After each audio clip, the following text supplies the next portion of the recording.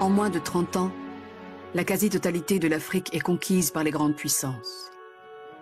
Pour autant, l'Afrique ne s'est pas laissée prendre sans opposer la moindre résistance. Bien au contraire, ici et là, des chefs de guerre se sont dressés contre le conquérant européen.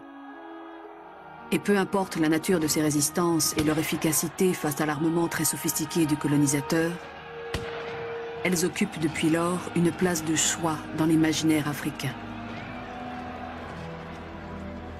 Toutes deviendront pour les futurs libérateurs du continent à la fois une source d'inspiration et un encouragement à l'action. Chacune des grandes puissances coloniales aura donc à lutter contre l'un de ces résistants de la première heure. Qu'en est-il par exemple du colonisateur français au Dahomey? Déjà présent sur la côte, il s'avance à l'intérieur des terres avec sa troupe de 2000 hommes dont un bon nombre de tirailleurs sénégalais. Sa progression se verra contrariée par le seul Béhanzin, roi d'Abomey. Le farouche fils de Glélé est en effet le seul à refuser de signer le traité que lui propose le conquérant français.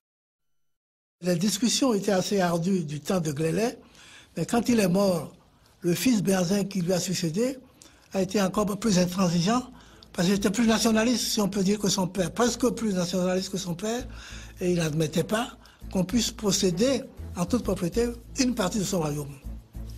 Le pays est inaliénable en tout ou partie.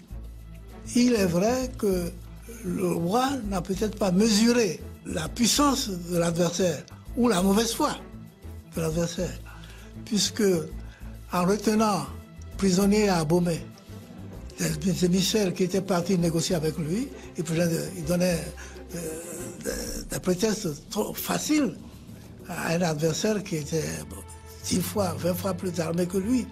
Il y avait des armes, une puissance de feu, une organisation militaire auquel il ne pouvait pas résister. Les 20 000 soldats de Béhanzin sont vaincus. Et au terme de 2 années de résistance, le roi déchu du Dahomey est exilé avec toute sa famille. Il mourra à Alger en 1906. Béhanzin est retourné à Abomey dans son fief en 1928, sous le dynamisme de son fils Wanilo, qui a œuvré, qui a utilisé tous les moyens pour que le corps de son père revienne dans son terroir. Ça a été des funérailles grandioses. Je me souviens de ce temps-là. C'était vraiment, on a senti que tout le peuple du Dahomey vivait ce retour comme une espèce d'hommage mérité à ce patriote, à ce nationaliste qui n'a pas cédé devant la force. On a corrigé tout ce qu'il y avait d'excessif dans les accusations dont il était victime et aussi redonner à la nation béninoise le sens de son histoire. Je n'accepterai jamais de signer aucun traité susceptible d'aliéner l'indépendance de la terre de mes aïeux.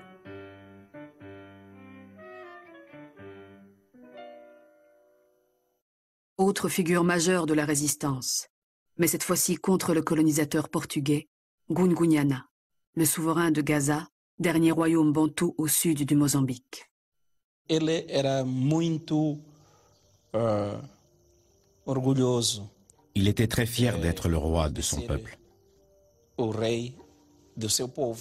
En prison, alors qu'il ne pouvait plus résister, il refusait tout de même d'obéir aux ordres qui lui étaient donnés.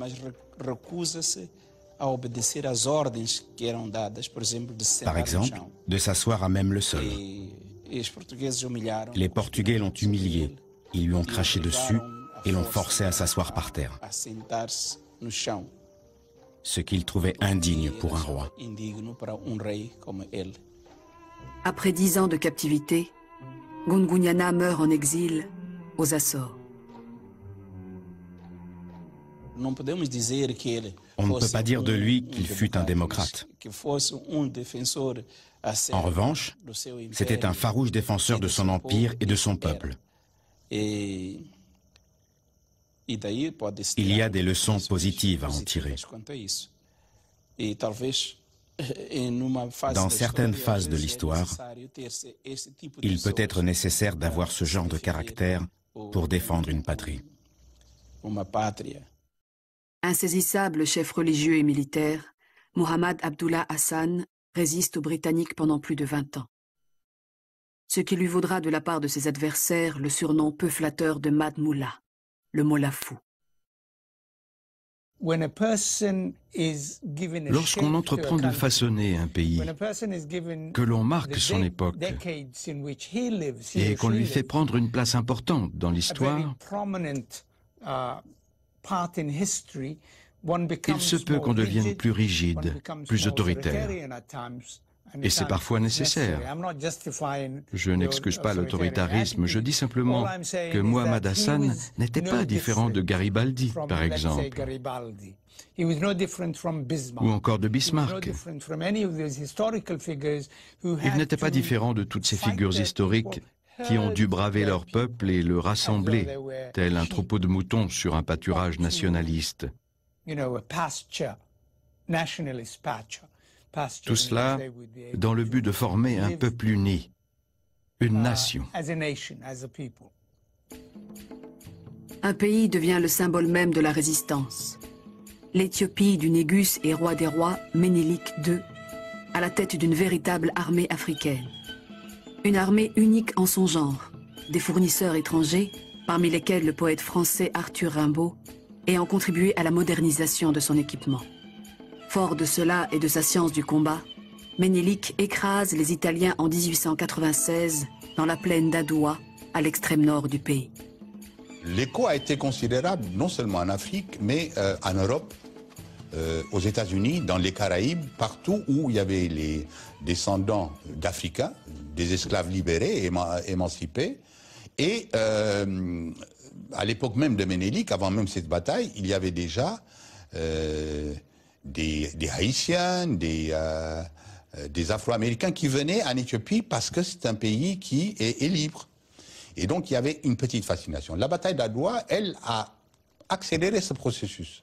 L'Éthiopie, c'est le symbole de la vieille Afrique.